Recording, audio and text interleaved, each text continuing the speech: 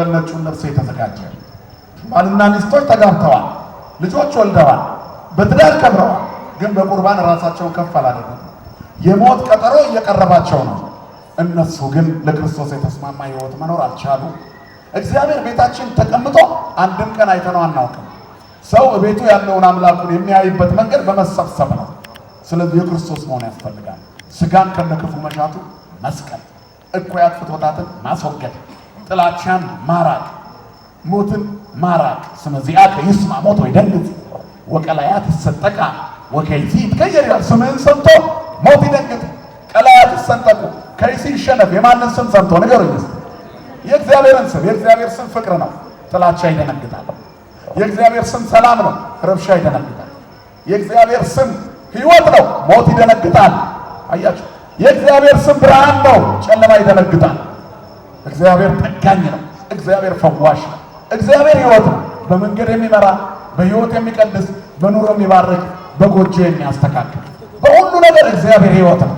በሕይወት ለመኖር የእግዚአብሔርን ፍቅር መረዳት ያስፈልጋል። እና ዛሬ ዋጋ የተከፈለበት ቀን ነው። 33 ዓመት ከ3 ወር በምድር የተመላለሰ ጌታ የመጨረሻው ሰዓት ሲደርስ አባቴ እስከ ዛሬ ይሰራል፣ እኔ ደግሞ እየሰራሁ ነው። አባቴ ላከኝ እኔ ነኝ። አብ አንድ ሰው እንኳን አይፈርድም፣ እኔና አብ አንድ ነን። አብ ወልድ መንፈስ ቅዱስ አንድ አምላክ ብለው ለሚያምኑ ስጋዬን ለሚበሉ ደሜን ለሚጠጡ በአባቴ በእኔና በመንፈስ ቅዱስ ስም ለሚጠመቁ ልጅነት ለሚያገኙ ሁሉ የተሰጠ ሕይወት እኔ ነኝ። ይህም ስጋዬ ነው፣ ሁላችሁ ከዚህ ብሉ እንኩ ብሉ አለ። በለስ ለመብላት የሄዳችሁት የመብላት ፍላጎት ስላላችሁ ነው። በረሃብ እንዳትሞቱ፣ በረሃብ ገሃነም እንዳትወርዱ፣ በረሃብ ሲኦል እንዳትወርቁ እንኩ ብሉ። ሲኦል በእናንተ እንዳይሰለጥን እንኩ ብሉ። ሞት እንዳይሰለጥንባችሁ እንኩ ብሉ። ጨለማን እንድትሻገሩ እንኩ ብሉ። ተሻግራችሁ እንድትኖሩ እንኩ ብሉ። የእሳት ድንኳን ወደ ተተከለበት ገነት ለመግባት እንኩ ብሉ። የተሳለ የፊቱን መልክ ለመምሰል እንኩ ይህንን ብሉ። እግዚአብሔርን መምሰል ማትረፊያ ነዋ። ይህንን ብሉ። ስለዚህ ይሄ ነው የተሰጠን ዛሬ ቀኑን ዓርብ አድርጋችሁ አትያዙ። ነገ ነው ዓርብ። ጥንተ ስቅለቱ ዓርብ ነገ ነው። አሁን ደግሞ ዛሬ ጥንተ ሐሙስ ነው። ታይተባችሁታል። ይሄ ስጋዬ ነው እያለ የሚሰጥ ይህንን እንብላ አሉ ካህናት። በግ ይምጻ በቅዳሴ ነራአዩ ባይንት ወንትቦ ባይዳው።